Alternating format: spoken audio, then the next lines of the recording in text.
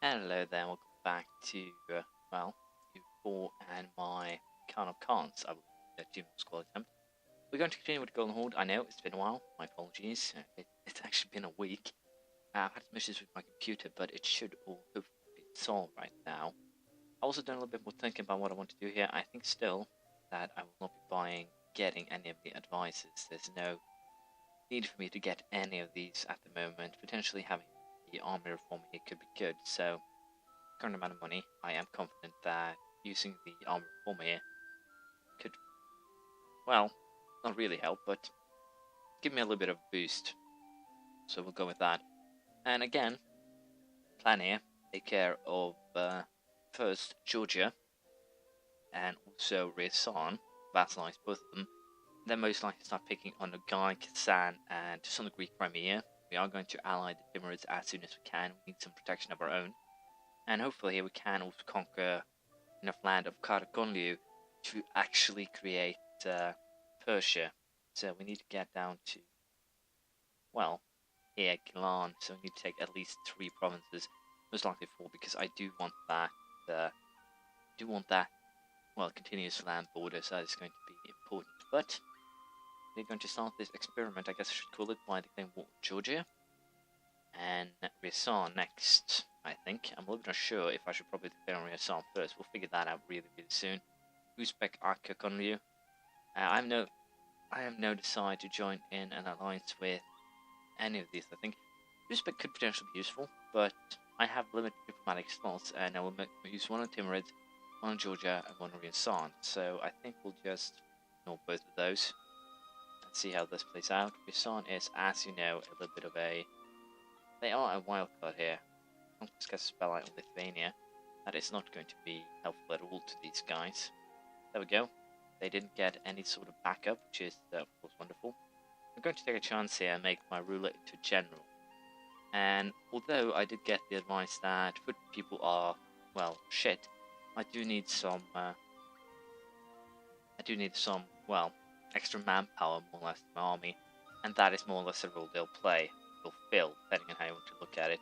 Reds is also pretty, how should I put this? I believe they are pretty, risky, so to speak. Yeah, at least in the beginning, since they do have a Crimea declared war.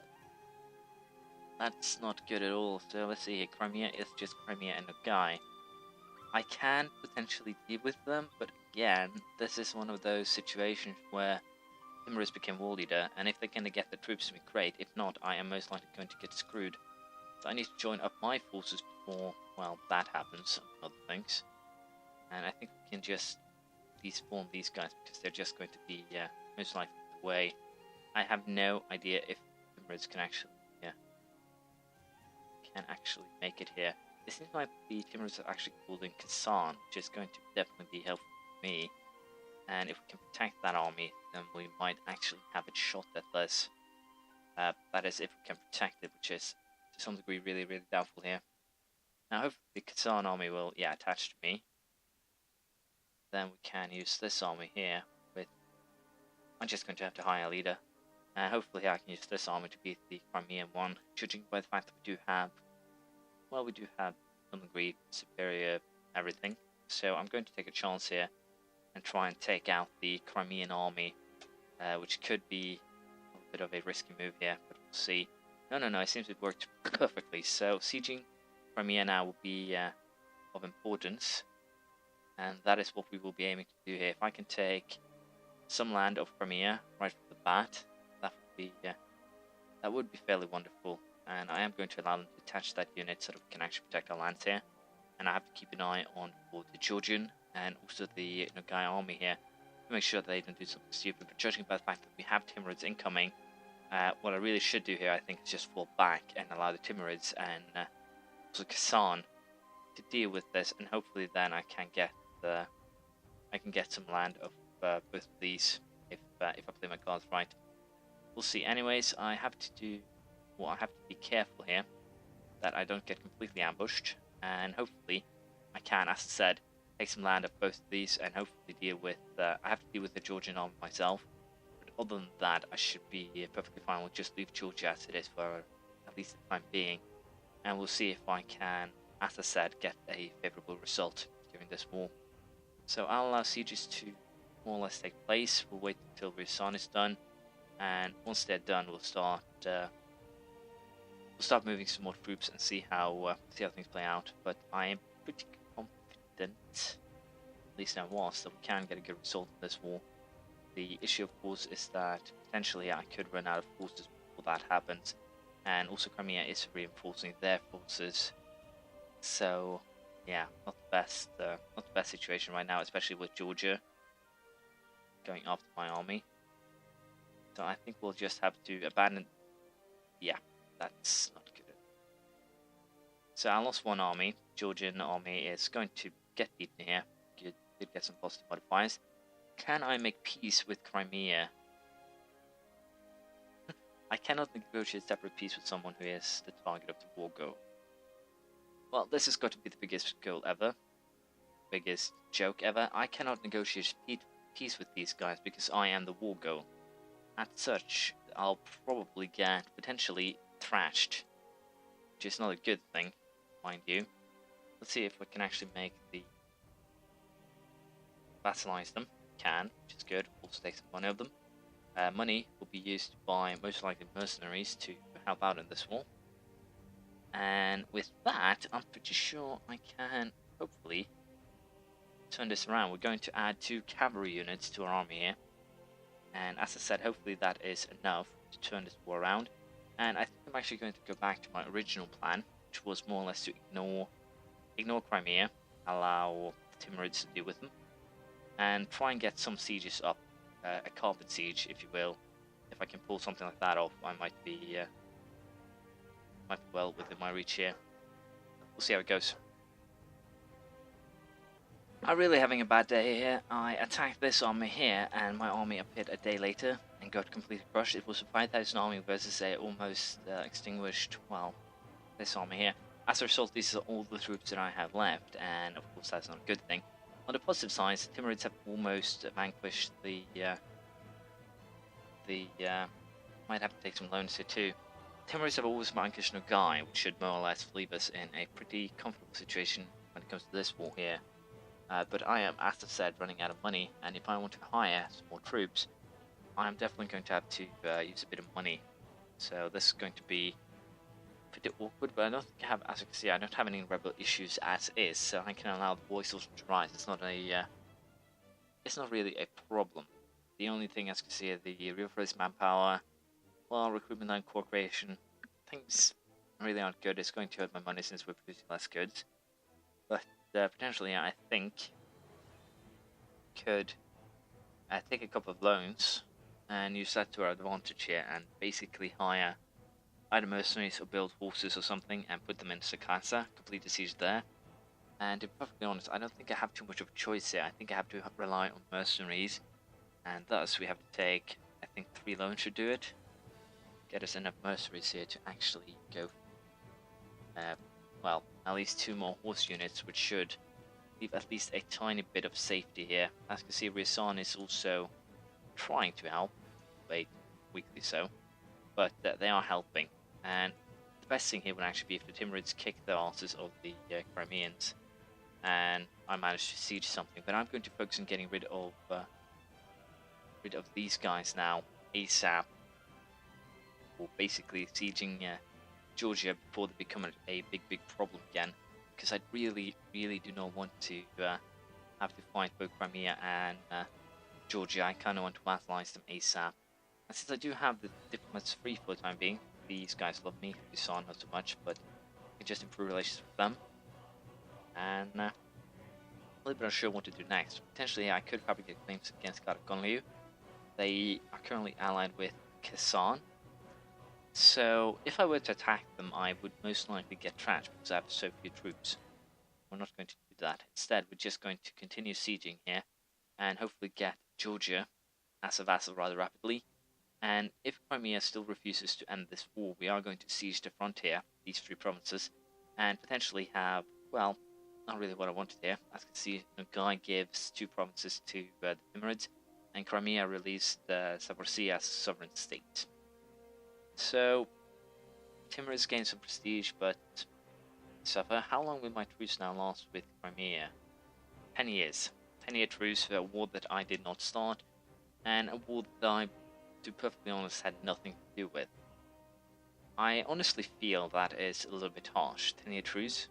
If you attack someone and get your ass beat by someone who is not the one you attacked, they should be allowed to attack you after 5 years. That will have to be the calculated risk you're taking. Now, enough from Archaeconly. No. The Ottomans will attack these guys sometime, then I'll have to break the truce at Tree Promised Nation. I have Timurids backing me. I don't think I am in too much of a problem here. But as you can see there, these guys using the Casus Belli there, the tribal feud, puts me in an awkward position because that means I have to deal with these guys sooner rather than later. I might actually end up in a war with them as soon as I vassalize Georgia, unless they've actually fixed that, which I think they have. But anyways, I'll allow myself to finish the sieges here. We'll see if that is enough to vassalize Georgia. If it is, great. If not, we'll deal with it, and I'll get back to you once it's done. There we go. We have finished the war here with these guys. I have only sieged, as you can see, everything except for Imereti, but they are willing now to accept a vassalization, and I'm going to take the money too, because why not?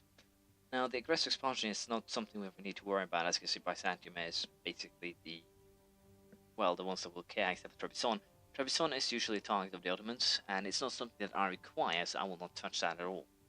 Now, granted the fact that these guys are at war, I don't think I want to actually end the war until this battle is over. And the reason for that being that I want to, well, make those guys hurt. And if I now inherit, so to speak, this war, I might be in trouble. But I think if that happens... Nope, everything... Well, it happened. So you can see here that Georgia will become a vassal to Golden Horde, and everyone is happy. Get a war here against Karakonliu, which is less than, well, effective. But Georgia, Rizan, Trebizond... I actually have Trebizond in this war with me too. Now, the big question that I will ask myself here is... Yeah, war started more than 60 days ago. So potentially this could end in horror. In real horror. I think using Imereti here as a stand could potentially benefit, but they simply have the numbers. They have too much of numbers on me. And to be perfectly honest, this is actually something I would prefer the Timurids to join me in on.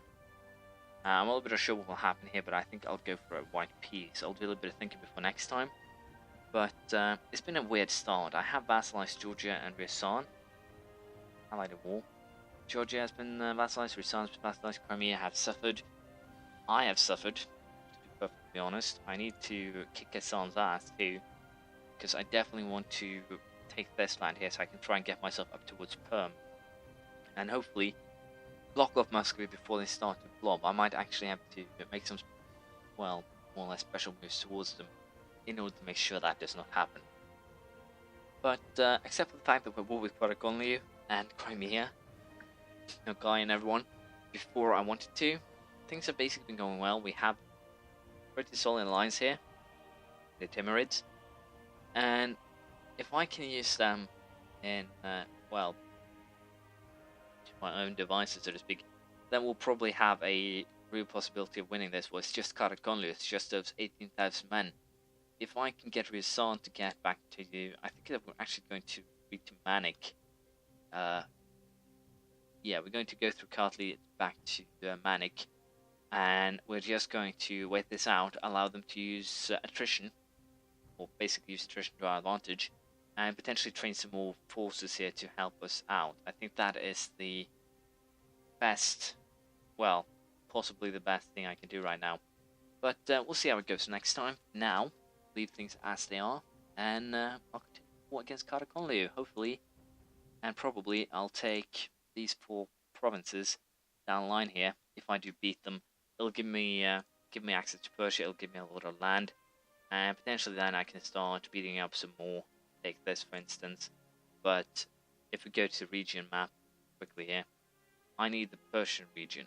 I do not need the Middle Eastern region, so basically I need this, and thus I will not really be too bothered with everything else. But as you can see, I need the entirety of Crimea, I need piece of Lithuania, I need Novgorod, I need Muscovy, I need some parts of Finland, I believe. So yeah, it's going to be interesting. But as I said, we'll continue next time, and I'll see you then. Bye.